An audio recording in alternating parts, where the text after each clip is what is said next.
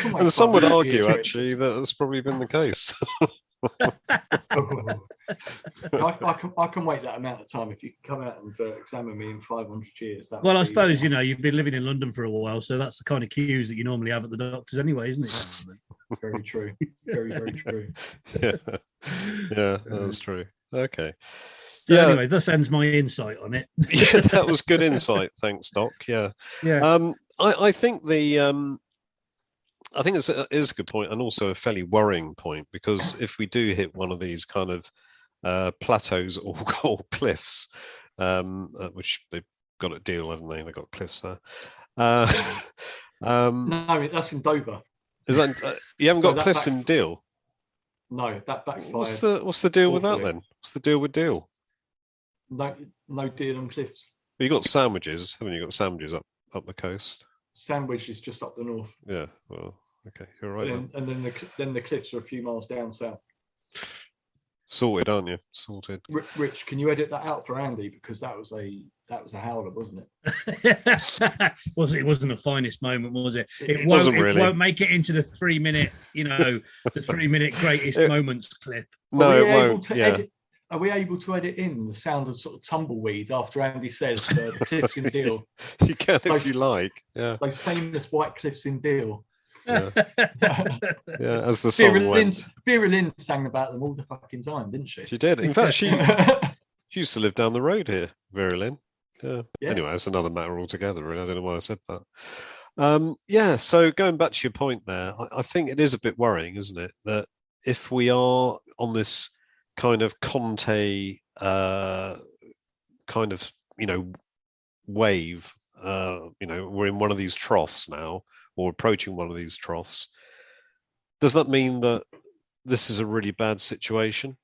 Does it mean that we can actually start rising out of that trough, or do we need to go a bit lower before we can actually start recovering? And we've only got 6 games to do that. Well, I think the interesting thing, or whether it's worrying or not, the telling thing will be if it is a Kulusevski and Bentancur trough, if they're going through one of these cycles, they have been the difference in between our form being mediocre and being top 4 challengers. Yeah. And so, if it is them, there isn't time, is there? This is the worry, because we don't have a plan B for those two. No, we don't. That's right. I mean, when he took Bentancur off, you brought Winks on, and to be fair to Winks, he didn't do anything wrong. But the problem is that's all we've got. That's all we've got. And Winks is very much a deep midfield player like Højbjerg and Bentancur. So he doesn't really add much more than what they can. And many would argue, of course, that he's not as good as they are. But rather than this 11-game cycle, for instance, that if your front 3 are having a poor game and you're playing in defence, midfield, you're getting the ball up to them, and every single attack breaks down. Mentally, that's going to have an effect on the players playing behind the front 3. Yeah, I think it will to a degree. Yeah. In terms of the pressure it puts on the midfield too. Well, this is the 5 as well, because as soon as the ball goes point, forward, isn't it? It's coming back again. But that's that's the point, though. We play a midfield 2, whereas most teams are playing a midfield 3, so they overload the midfield. So our 2 guys are having to do a lot of work, and if your wing backs aren't actually tucking in a bit and helping them, then there's so much space to exploit for the other team. And also, if the wing backs aren't getting forward properly and exposing their midfield and splitting their midfield to try and cut across and cover so much ground, then you can exploit. Yeah, totally. That in the middle, can't you? Yeah. They were pushing our wing backs all the way back on Saturday. We were actually playing in a kind of a back 5. And that I couldn't see that. That was the thing for me. I couldn't really see where Conte was kind of having a go at them to try and get them going. I wanted to see him get them going. You thought he could do that from the touchline because he's that type of manager, but nothing seemed to change. We were very ponderous throughout the whole, at least the first half. And then I thought the second half, maybe we're going to see a bit more energy. But I think all we saw in the second half was us just trying to hit the ball long. like we did against Villa, but Brighton were ready for it. They saw what we did against Villa, and they were just totally ready for it. Yeah, and that clearly sort of, the way the game went on Saturday clearly exposes the fact that we need a playmaker in that midfield that can see up. What Harry Kane dropped back. If Harry Kane was to drop back in that position, we had someone else up top. Yeah, he's the sort of player like an Eriksen player in his peak. I mean, look at what Eriksen's doing at Brentford. I know we're going to come on to that, but they've had an incredible upsurge in form, haven't they, since Eriksen's turned up? Yeah. Well, I think they're a good outfit as well, Brentford. I think. But then that's the difference one world-class player makes. I mean, I used to play five-a-side at work, and we had a guy come in that played semi-professional, and suddenly you had one decent player on the pitch, and everyone up their game. 110%. It instills confidence, doesn't it? It does actually. Yeah, it does bring the levels up. Yeah, even just the average. But I think that's an important point. We do miss that creativity in midfield. Although I don't think in the Conte system it's actually that important. If your wing backs are working and you're able to get the ball to your front three, but our front three weren't even up front half the time. They were struggling to get past the halfway line. But the thing is, that links into a lack of a plan B, doesn't it? Really, in games like that, totally where you could switch to a back four and think, right, okay, let's bring on a creative midfielder. Yeah. And everything changes, but we just don't have that option on the bench. Or even you just go to a back four and put another person from the back or the wing back into midfield, just to give you an extra man there. But not even that was a possibility with Conte. And the thing is, you hear people picking out players like Winks when they come on, but they never pick out Conte, because no one's really saying Conte got out tacticked by Potter. And from you. Well, yeah, that's true. But I would say that, wouldn't I? But I mean, I'm surprised that we're half an hour into this and you haven't mentioned the words job interview yet. In terms of Graham Potter. I know he should have dropped his CV off at Lily Whitehouse whilst he was there, I think. But one of the key points in the game as well was that Mwepu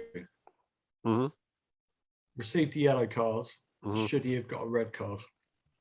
I think so, yeah. Well, yeah, probably. Craig Pawson had an absolute stinker. Craig Pawson, just diabolical. These refs are just they're losing the plot. They're not actually they're not being consistent. They're not actually applying the laws of the game properly, as far as I can see. So if you're going to give a yellow card to a player, then be prepared to give another yellow card to a player if they commit it. But there is definite cases where they won't give another yellow card because they know that player will obviously have to go off, and they will give a yellow card to another player who hasn't yet got a yellow card for a very similar type of foul. Yeah. You see it happen all the time. Mwepu went straight in on Højbjerg, didn't he, with studs up? Yep. On his foot, stamped on his foot. He did. Yeah. Straight in front of the referee, But then Kulusevski probably should have seen red as well for the elbow. Well, if he connected with his head and the guy had gone down, Cucurella, isn't it? Yeah. I think that would have been a definite. That would have been a definite. I mean, if Steve Worrell was behind his elbow, then that would have been head height. Andre Cucurella's not that tall, is he? He's taller than Wazza.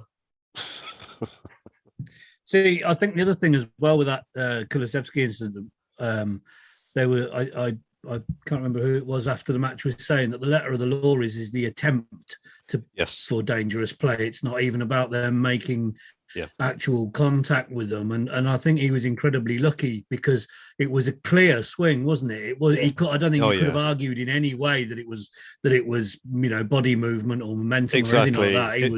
It was a nosebreaker. It was. It wasn't like a handoff. It was actually an elbow, wasn't it? So have some of that, you bastard. Yeah. Although to be fair, I mean, had they both gone, I think 10 versus 10 would have been a much better game for us. Probably because then they couldn't have closed the space down. Yeah, that's true. Yeah. So there'd have just been more pitch to cover. Yeah. That's true. That's true. Yeah. Who knows? Who knows? That could have been Plan B. Yeah. Incidentally, United are a goal down, so that's good. Oh, brilliant! And it's early in the game, so nice.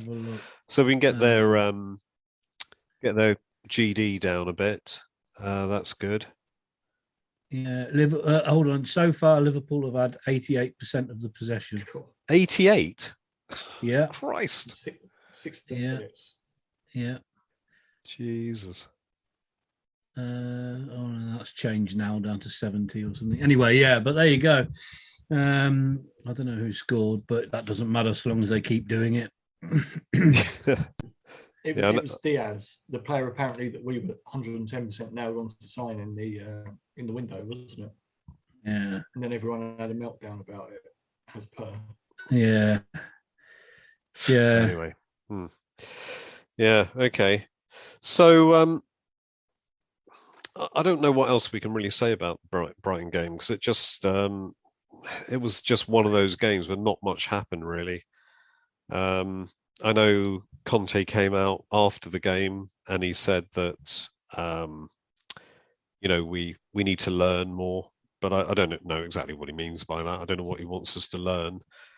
But the thing is, you can only learn if you've got the experience of being in those situations. Yeah. This is the thing that happens time and time again. Do we have the big player experience in our team?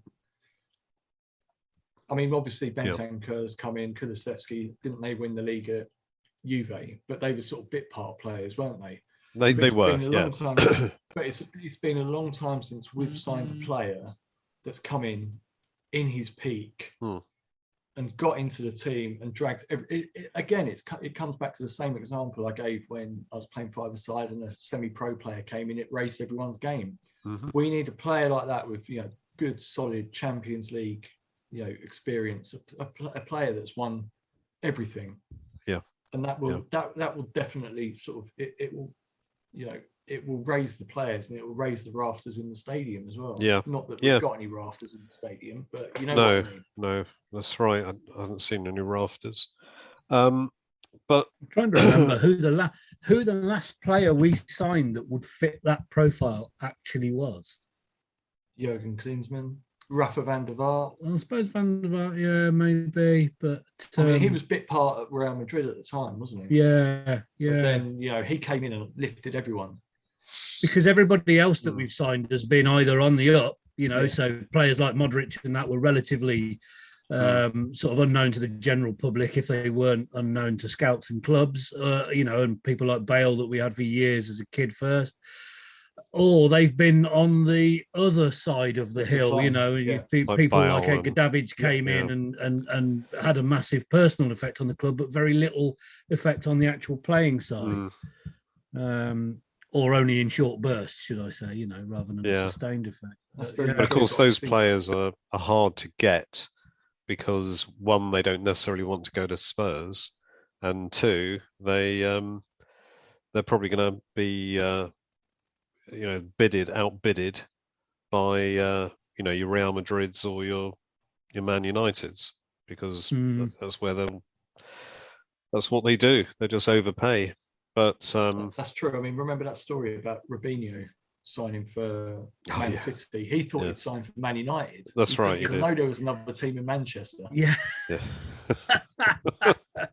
Fantastic. Yeah, God, yeah. Fantastic. Well, maybe there are other stupid footballers out there that we could exploit to the same end. I'm sure there's a few. Tell them they're coming to Chelsea or something.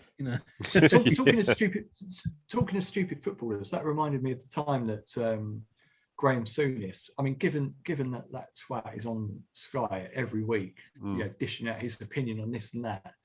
He signed George Weah's cousin, and it wasn't even fucking George Weah's cousin, was it? It was just some imposter. Yeah. Do you remember, Andy? Yeah. He brought Who him was on that sub for? and hauled Brought it. him on a sub, didn't That's he? Southampton. Southampton. Yeah, that's right. Oh, He really? played about 10 minutes, didn't he? And he hooked him again. Yeah. Oh, Yeah. It's like this bloke's never kicked a football before. Yeah, because he had like a gilt-edged chance in front